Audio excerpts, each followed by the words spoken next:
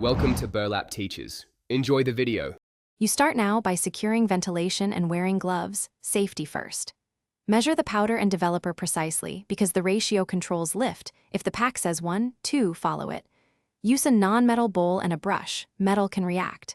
Combine the powder into the bowl, then add developer gradually, mixing with firm strokes until smooth. Once you have a lump-free paste, check texture and temperature. It should feel warm, not hot, and spreadable. This ensures predictable lift and even application.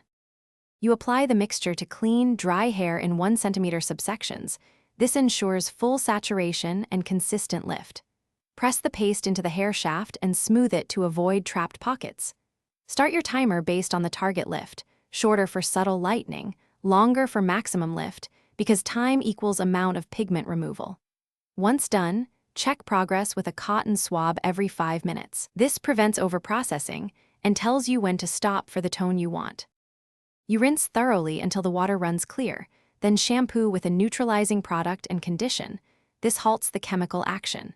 Once dry, assess tone. If too warm, apply a violet or blue toner with the correct developer strength and process for the recommended 5 to 15 minutes.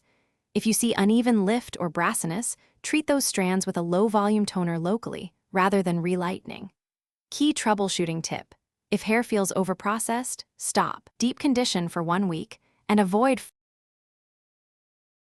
Thanks for watching. Consider subscribing if this video helped you.